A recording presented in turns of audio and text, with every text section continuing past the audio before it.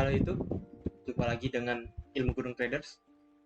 Oke teman-teman, pada sesi kali ini kita akan membahas suatu topik ya, yaitu mengatasi ketakutan saat masuk market ya. Jadi mungkin banyak teman-teman di sini yang mengalami kondisi takut masuk market, takut entry, takut trading lagi. Nah, kali ini kita akan membahas ya. Saya akan mencoba untuk membedah, memberitahu teman-teman kenapa itu bisa terjadi ya, dan solusinya seperti apa. Oke teman-teman, seperti biasa kita disclaimer dulu ya. Perlu diketahui, trading, investasi apapun itu pada pasar finansial ya, memiliki resiko, dapat membuat Anda kehilangan uang, mengalami kerugian, bisa bangkrut ya.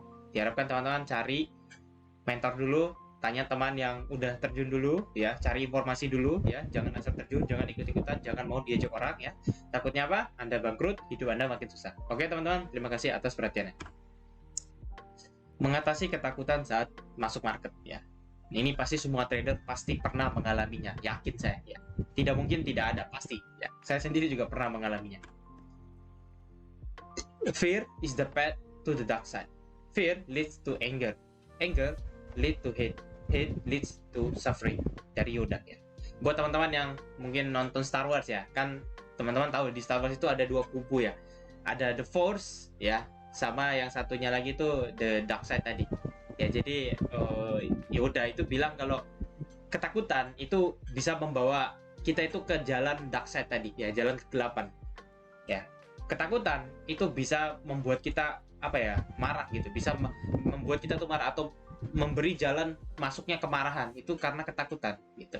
Kemudian ketakutan atau kemarahan tadi ya, kemarahan itu bisa membuat kita membenci ya, dan kebencian ya itu bisa membuat kita menderita ya, suffering ya, menderita gitu, merasa terjadinya penderitaan kayak gitu.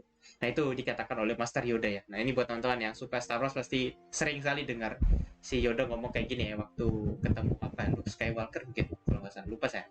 sorry ya. Jadi intinya gitu, betapa bahayanya kalau kita takut gitu. Oke, mengenal Foji Trader ya. Apa itu Foji Trader? Foji adalah singkatan dari Fear of Joining In. Foji adalah kebalikan dari FOMO ya.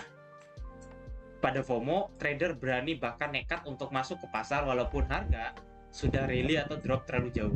Sebaliknya pada Foji, trader takut untuk masuk ke pasar walaupun sudah ada konfirmasi sinyal dari sistem tradingnya. Nah ini, jadi Foji ya itu istilah untuk para trader yang mengalami ketakutan untuk entry atau untuk masuk ke dalam pasar saat trading gitu ya, atau takut trading. Nah itu Foji sebutannya teman-teman ya, itu sebutan kerennya gitu, karena Foji itu kepanjangan dari Fear of Joining In, jadi ketakutan untuk masuk ya, joining in, ketakutan untuk joining, masuk atau bergabung gitu, atau mengikuti apa gitu.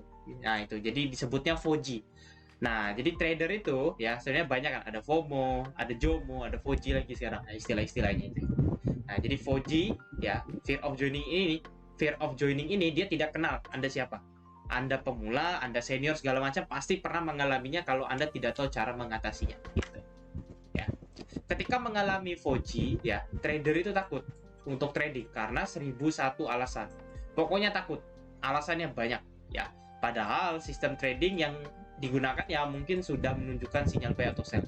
Jadi even sistem ya sudah berkata apa, dia takut aja, pokoknya takut gitu ya. Jadi Foji itu bisa merugikan trader karena bisa menyebabkan ketinggalan momen untuk masuk ke pasar. Nah ini ya, kalau Anda takut ujung-ujung apa, Anda nggak trading, bahkan bisa ketinggalan momen. Nah itu kan yang sering terjadi gitu. Pada saat Anda ketinggalan momen, nah itu yang bahaya lagi. Ya, Foji seringkali terjadi karena trader pernah mengalami kerugian besar sebelumnya, sehingga penting untuk mengatur psikologi kita ketika masuk ke dunia trading. Nah ini ya, ini makanya saya selalu wanti-wanti pakai SL atau resiko. Itu bukan karena saya takut-takutin ya, karena takutnya apa, itu Anda itu kena Foji, nanti Anda nggak berani trading lagi gitu ya. Mengapa trader mengalami Foji? Nah, faktor utama penyebab Foji adalah recency bias. Nah, bias retensi ya. Bias retensi merupakan kecenderungan untuk mengingat kejadian yang baru saja terjadi, meskipun kejadian itu mungkin sudah tidak relevan lagi atau malah tidak signifikan secara historis. Nah ini namanya bias retensi ya. Contoh, jika Anda baru saja mengalami kerugian 3 kali pada hari itu, Anda pasti akan mengalami ketakutan untuk trading besok harinya. Atau jika Anda mengalami kerugian tersebut pada hari sebelumnya, hari ini Anda akan ragu untuk trading. Nah ini, Contohnya, jadi misalnya nih Anda kemarin loss 3 kali, 4 kali. Nah, hari ini tuh takut. Karena apa? Karena mengingat kejadian yang baru saja terjadi, walaupun itu udah nggak relevan. Sudah beda hari misalnya. Nah, itu yang terjadi. Ya. Nah, makanya kan itu tak ajarin probabilitas, tak ajarin apa itu tadi seri trader waras. Biar ngerti cara berpikir mindset probabilitas itu. Kenapa? Karena takutnya itu tadi. Kalau kita ngingat-ngingat hal-hal yang terjadi dan itu nggak relevan, kayak loss tadi, kita malah mikir, wah ini kayaknya aku loss lagi hari ini. Nah, itu kan jadi bikin kita nggak trading. Iya kan? Jadi bikin kita nggak mau trading. Karena takut. Udah dibayang-bayangin. Nah, makanya kan trading itu harus netral. Yang terjadi ya biarlah terjadi. Yang belum terjadi ya jangan dipikirin. Makanya jangan jadi dukun. Sering sekali saya bilang, kalau Anda belajar jadi dukun trader, menebak, takutnya apa? Salah tebak. Dan tebakannya itu malah negatif. Oh, saya ini bahaya. Ya, itu akan jadi sugesti ke dalam pikiran kita. Kalau terus-menerus diulang, itu akan membuat kita merasa takut. Makin amplifier, makin besar ketakutan. Awalnya takut, jadi cemas. Jadi apa? Jadi benar-benar benci nanti. Ya, nggak berani trading lagi. Udah trauma. Nah, itu yang membuat kita ragu. Ya, ingat teman-teman ya.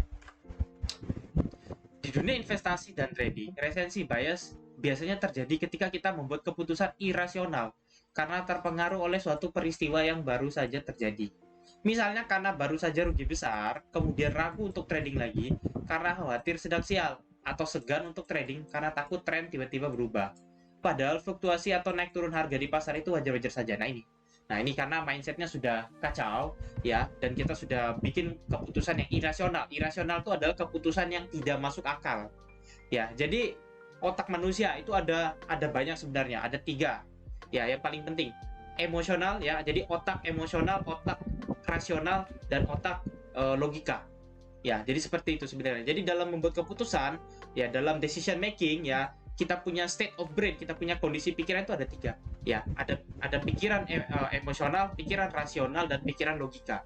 Gitu. Jadi pikiran rasional itu adalah pikiran yang masuk akal. Ya, pikiran logika adalah pikiran yang sifatnya itu adalah perhitungan. Yang sifatnya itu adalah apa istilahnya itu angka-angka.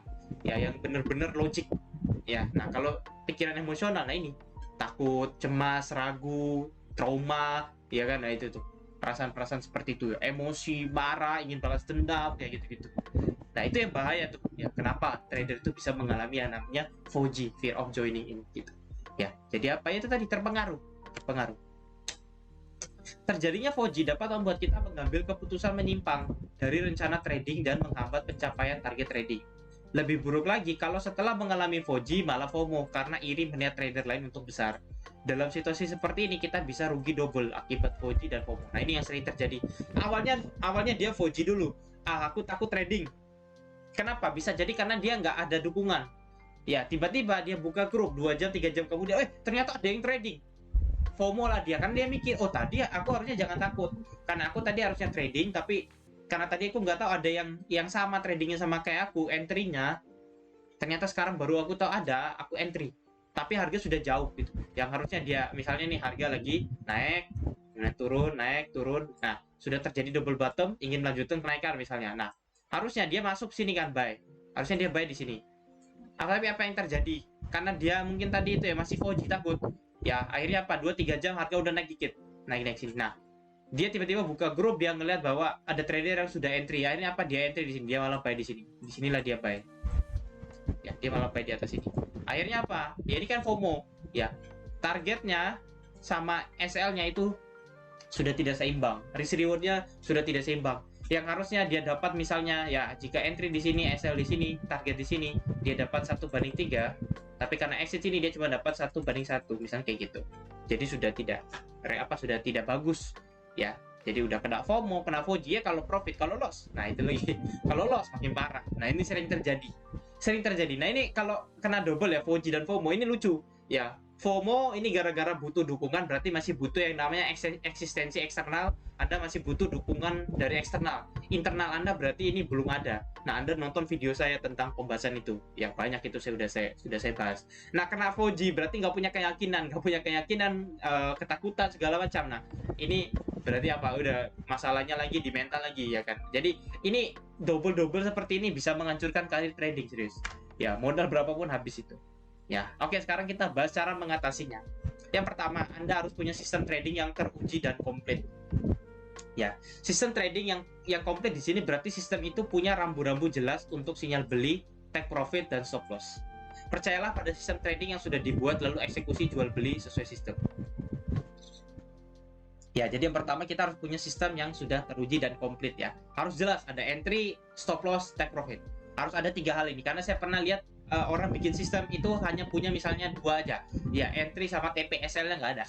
Ya, itu aneh. Nah, jadi yang pertama untuk kita mengatasi Fuji ini kita harus punya 3 area ini. Biar apa? Biar jelas.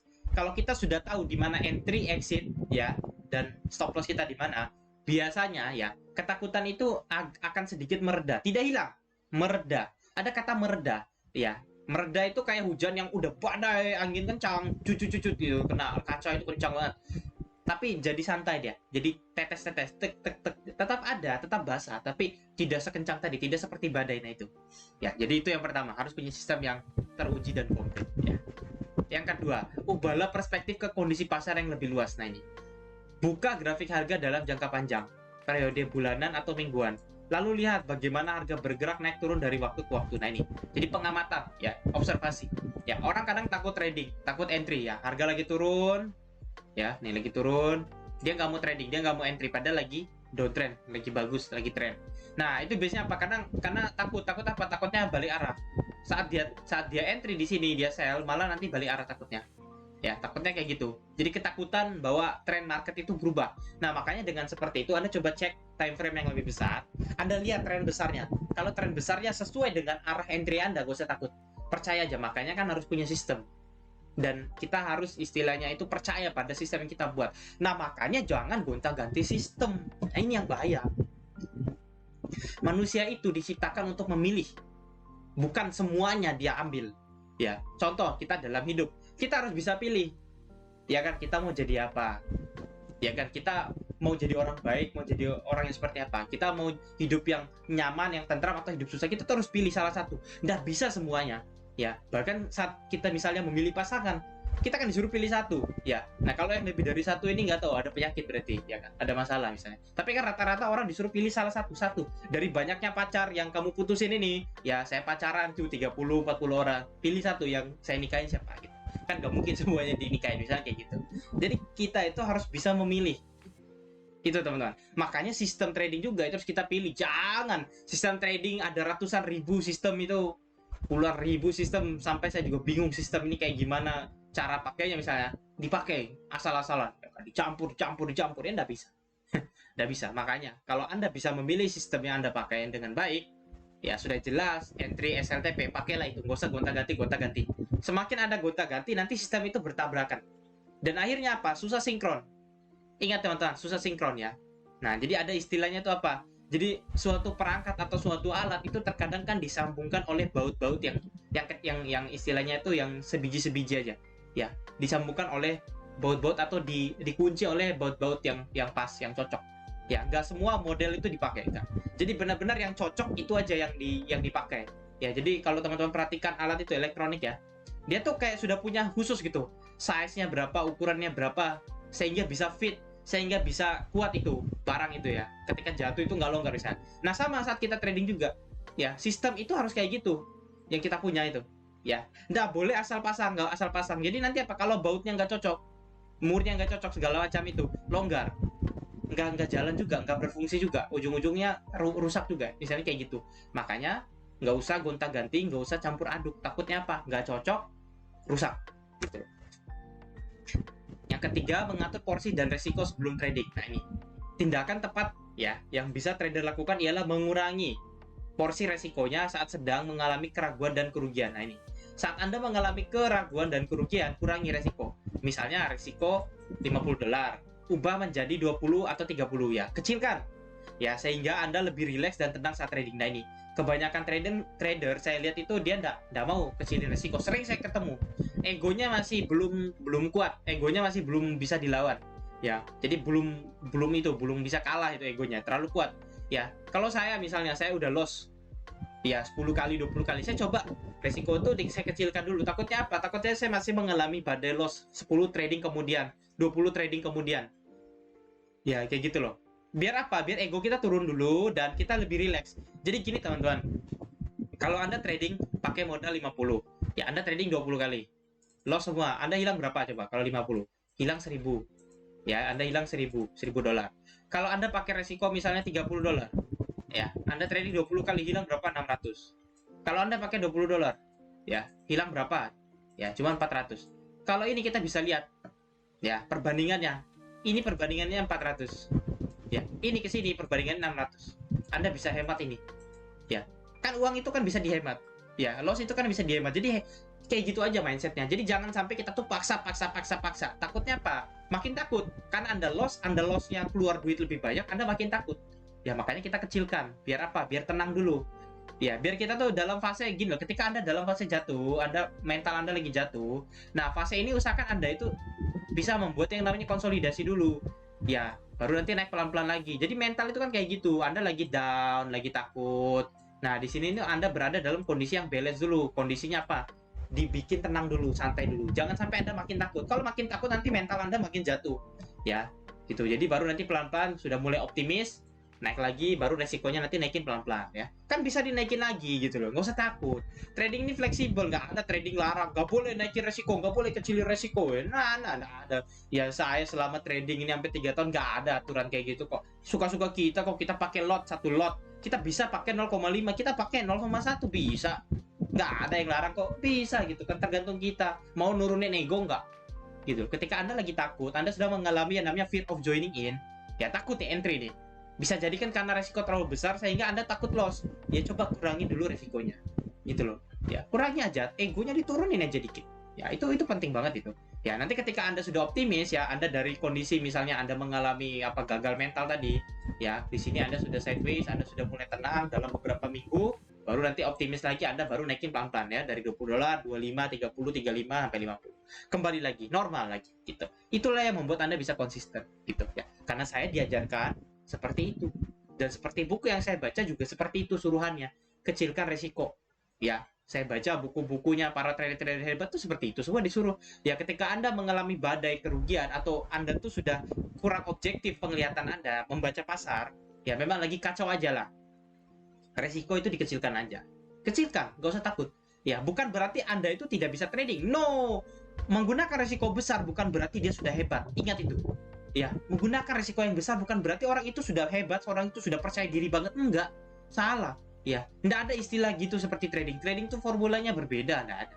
Ya, trading itu adalah soal survive. Siapa yang paling lama bertahan. Bukan siapa yang cepat kaya nggak ada. Ya percuma juga kamu profit hari ini kalau minggu depan kamu loss bangkrut juga nggak guna kan. Kayak gitu. Ya. Jadi terus ingat ya. Yang keempat adalah melakukan backtest pada metode yang digunakan. Nah ini ya, yang keempat ya. Kita gunakan metode tadi yang sudah kita pilih, kita backtest. Ya. Satu-satunya cara untuk melawan ketidakpastian adalah dengan mengikuti sistem. Ingat. Ya, jadi ketidakpastian itu dilawan dengan sistem. Jika Anda ragu secara emosional, maka Anda harus membuat keyakinan secara logika. Nah ini, kalau Anda ragu secara emosional, maka Anda harus membuat keyakinan secara logika. Jadi untuk melawan keraguan emosional, Anda harus melawan dengan keyakinan logika. Itu. Ya, gitu loh. Nggak ada orang yang ngajarin ini kadang. Ya, kenapa? Karena mereka nggak tahu. Yang mereka tahu adalah jualan sinyal, jualan VIP, orang join banyak, mereka kaya cepat, udah nggak peduli, bodo amat, jualan e-book. Ya, mereka nggak ngajarin yang benar-benar harus diajarkan. Makanya banyak trader itu malas. Makanya banyak trader itu gagal karena kebiasaan join orang-orang kayak gitu. Seandainya dia join orang-orang yang keras, orang-orang yang tegas, ya nggak bisa, malas. Ya, mereka akan membenci orang tersebut. Tapi apa? Setahun kemudian dia melihat perubahannya. Itu karena benar-benar mereka itu belajar, gitu ya. Lakukan pengujian kembali pada sistem trading Anda sehingga Anda lebih yakin dan bisa mengurangi rasa takut Anda saat itu. Nah itu, ya Anda backtest lagi. Uji coba metode ya. Makanya setiap minggu itu saya selalu membuat yang namanya jurnal. Ya, ada mungkin 10 sampai 15 screenshot, saya evaluasi pergerakan market ya, apa yang terjadi bla bla bla bla ya. Kemudian saya simpan ya. Nanti saya baca-baca lagi ketika saya lagi slow, saya lihat lagi, saya evaluasi lagi. Kita nih belajar teman-teman, belajar. Karena kita tahu, kita itu sangat-sangat, kalau saya bilang itu rentan. Ya, misalnya orang bilang, karena saya ini sudah trading lama, apakah saya tidak bisa mengalami hal-hal yang dialami pemula? Bisa. Saya bisa balas dendam, bisa. Saya bisa takut, bisa. Semua itu bisa rentan. Itu bisa masuk kapan saja, tetapi kan kita nggak tahu kapan. Ya, jadi kayak kita sakit teman-teman, ya kan? kita melihat orang ini sehat, olahraga terus, apakah dia nggak bisa sakit? Bisa, teman-teman. Tapi kita nggak tahu kapan itu kena. Pasti ada satu saat di mana dia lemah, ya dia mengalami yang namanya itu apa mungkin ya fisiknya tiba-tiba itu lagi nggak bagus aja, lagi nggak fit, ya kemudian mungkin kena virus apa segala macam, tiba-tiba dia sakit, ya tanpa disengaja misalnya, bisa. Ya orang yang sehat olahraga mungkin Ade Rai pun itu pasti pernah sakit. Jadi sehebat apapun dia pasti punya yang namanya itu rentan gitu, punya apa istilahnya kelemahan pasti, entah kapan, entah dari mana masuknya, kita nggak pernah tahu gitu. Kita udah jaga makan, ternyata orang di rumah kita yang batuk-batuk pilek itu yang nularin virus misalnya kayak gitu ya. Kita sudah jaga pakai masker, ternyata makanan yang kita makan itu tidak higienis dan akhirnya kita sakit kena bakteri misalnya, banyak macam kita nggak pernah tahu gitu, susah ya kan. Makanya kan ada yang bilang gitu, sakit itu kan susah gitu datangnya dari mana gitu ya. Nah makanya disuruh minum obat aja gitu kan. Ya kan, nggak disuruh cari siapa yang bikin sakit, tapi disuruh minum obat aja kan. Kan pernah kan kalian ke dokter gitu, nggak mungkin dokternya siapa yang kasih kamu sakit, kan nggak mungkin. Siapa yang bikin kamu sakit, siapa yang bikin kamu pilek, nggak ada. Ya dokter cuma diagnosa, oh ini pileknya udah kasih obat, dia nggak suruh cari siapa yang bikin sakit. Nah itu kan karena sakit itu susah ditebak ya, itu mungkin teman-teman baru sadar juga misalnya kayak gitu. Nah itu ya kita harus melakukan yang namanya back test ya gitu. Jadi saya sendiri selalu mengingatkan diri saya, makanya kan saya harus membangun terus membangun pikiran saya untuk dalam kondisi yang positif ya, sehingga apa, sehingga saya bisa meminimalisir terjadinya ketakutan tadi, karena pasti ada takut teman-teman, nggak bisa. Tapi kan kita nggak tahu kapan masuknya gitu loh. Untung-untungnya dalam perjalanan saya sekarang ya, saya sudah jarang mengalami ketakutan ya, nggak ada, mungkin ada sih tapi maksudnya udah bisa saya kontrol. Tapi saya nggak pernah tahu juga apakah ini akan berlangsung lama, karena kehidupan ini kan susah diprediksi. Mungkin suatu saat ketika mungkin tiba-tiba ya saya sedang ada misalnya diuji oleh Tuhan, saya ada masalah atau segala macam, mungkin di situ iman saya lagi lemah, kondisi mental saya lagi lemah, mungkin di situ ketakutan datang, mungkin bisa juga, kan kita nggak pernah tahu gitu loh ya. Makanya teman-teman harus tetap yang namanya itu apa ya, selalu waspada ya, selalu waspada gitu. Oke, kesimpulan ya, Foji saat trading merupakan suatu perasaan emosional yang timbul karena beberapa sebab yang terjadi di masa lalu. Foji seringkali dipicu karena trader mengalami kerugian atau badai loss, sehingga pada saat itu mengalami kepanikan dan tidak sempat menenangkan diri. Pentingnya untuk mengetahui prinsip dasar dari trading itu sendiri, sehingga tidak terjadi Foji. Anda harus bisa menerima apa yang terjadi dan tetap meneruskan perdagangan. Nah, ini, ya, itu ingat teman-teman ya. Jadi, Foji itu seringkali dipicu karena mengalami kerugian atau badai loss. Makanya saat itu Anda mengalami panik dan Anda tuh nggak sempat menenangkan diri. Nah, makanya Anda harus tahu dulu Foji itu disebabkan oleh apa, solusinya apa, kayak gitu. Ya, ingatlah bahwa jika Anda semakin takut dan berhenti berdagang, Anda tidak akan mendapatkan apa-apa. Ada banyak penyesalan yang timbul dari suatu reaksi emosional ya. Trading hanya untuk mereka yang berani, mereka yang tekun, dan mereka yang siap. Nah, ini ingat ya. Jadi trading hanya untuk mereka yang berani, mereka yang tekun, dan mereka yang siap. Ya, jadi semakin Anda takut dan Anda berhenti, ya, Anda tidak akan mendapatkan apa-apa.